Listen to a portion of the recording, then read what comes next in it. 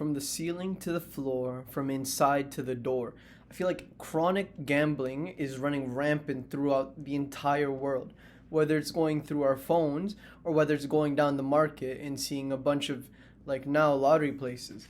I feel like you just begin to see it everywhere. No matter where you go, whether it's down the street or you're trying to make it to school, there's always at least one person gambling, or there's your friend out there hitting a 17 leg parlay.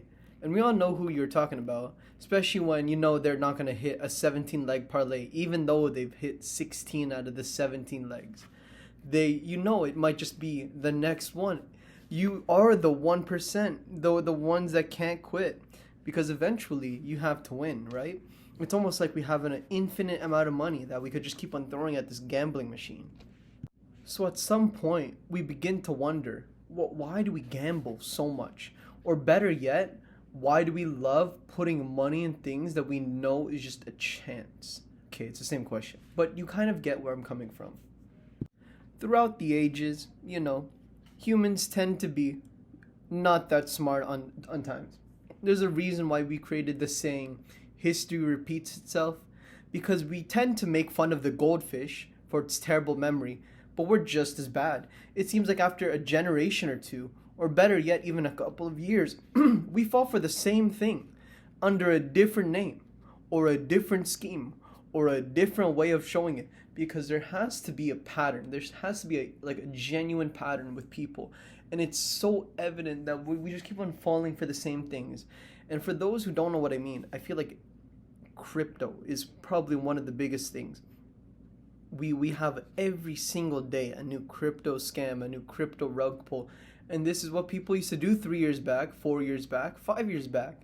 It's not that distant. We are not that far.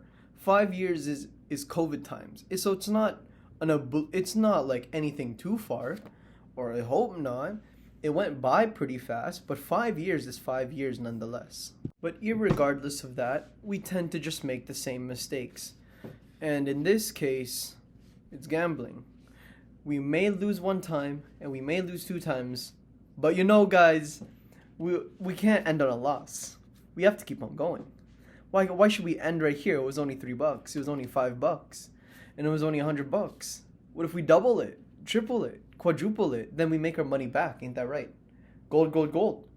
Well, it must be the prime solution, because I've outwitted the system. I'm clearly smart enough to clearly beat the house. The house doesn't know what's up. So with this in mind, let's buy a ticket, Let's go through a scenario. We buy a ticket and, we wait for the numbers to come out. A couple of days later, ding, ding, ding, ding, ding. And look at that. The numbers don't match. Isn't that a shocker? But look, two of those numbers hit. We hit one more, then we win. Ain't that right? Let's go back again. It was only a $3 ticket. It's not that much. Let's go again. Let's run another line this time. And it's the same scenario. It's the same sort of, I believe I can win. It's really good to have the mentality when it's anything but gambling. It is almost 100% failure rate to win at gambling, because it's a 100% chance. You can't outwit a system when it's clearly built against you, and you are not capable. Almost nobody is capable. It's not an almost anything scenario, whereas someone is smarter than you and they can clearly have better odds. It just doesn't work like that. Chance does not work like that. If you take a basic statistics course, you'll know that. You'll 100% figure that out. If I roll a dice and you roll a dice, and it's a 6-sided dice, it's a 1 in 6 chance to roll any number. Now, unless I rig the dice to make it land on a single face every single time, it always lands a 4, then it's clearly not a six-face dice. It's a rigged dice. And we know the system is rigged against you. So in this case, you're not even the one winning. You're the one losing all the time. And if you look at the odds, I don't think anybody's winning those odds. 1 in a million? Forget 1 in a million. It's like 1 in 11 million. That's 11 times harder. But let's say you're smart enough. You're smart enough to beat the casinos, and you're smart enough to beat those corner store robbers who insatiably take your money nonetheless. So we're not going to pull a ticket or two. But you see it everywhere. It isn't just the corner stores. It isn't just your Walmarts or your gas stations. No, no, no. That would be too simple. It's not a casino. You would wish it was just a casino, but it's not. It's online and it's on your phone. Mind you, it's really close to you. So you don't even have to go to the gas station anymore. It's in your pocket. Ain't that convenient? It's super convenient, in fact, that so much people are chronically gambling online and they're losing a lot of money. And it's from online casinos and, better yet, exposing our children to more gambling in the ways of loot boxes. Ain't that fun? Isn't that adorable?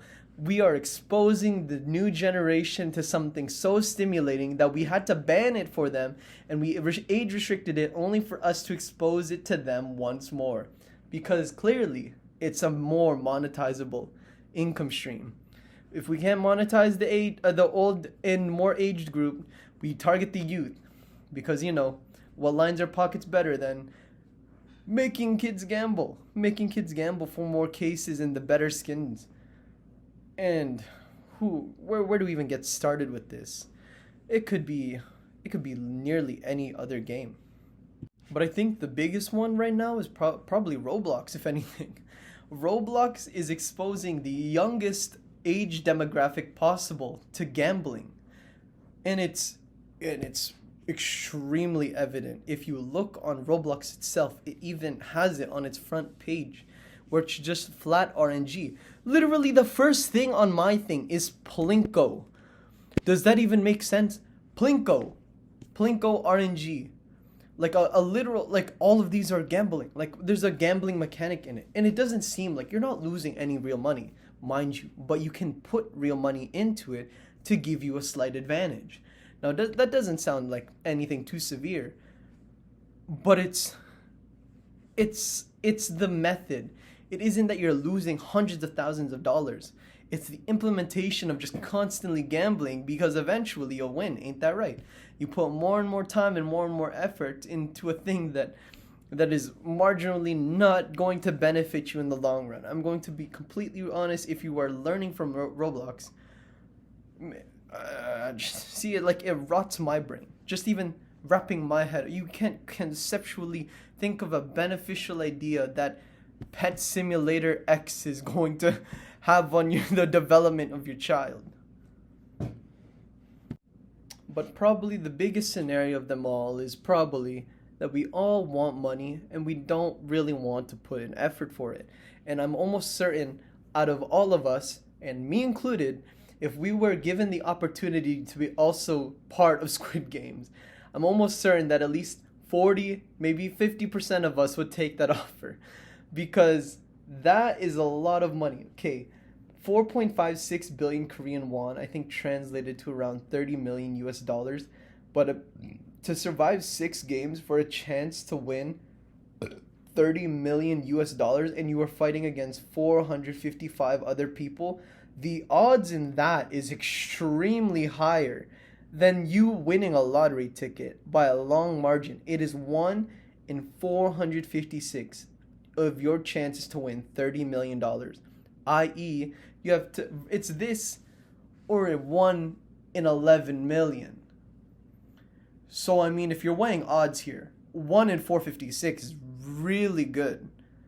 It could be a smaller pool, but hey, it still beats it. You would have a higher chance of getting struck by lightning, hit by a car, and probably get a building collapse on you before then.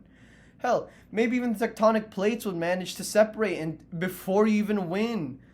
That's how long it's going to take. If you manage to scratch off tickets every single day of your life, the chances of you hitting 1 in 11 million is substantially low. That by the time you are old in your 80s, if you're scratching 1 a day, you probably might not even win. If you're unlucky enough like me, you're not going to win at all for 100 lifetimes. So, to put it frankly, maybe you should take your scratch card, put it down, rethink your life, and probably put it towards food, because even that is getting more expensive. Forget about being able to gamble. We can't feed ourselves. I feel like the couple of dollars would be better going to Popeyes or something and getting like a meal. But that's me. what I prefer to eat or what I prefer to gamble. If that salesman came up to me, who knows? Maybe we'll try one more because ain't that right? We can't end on a loss.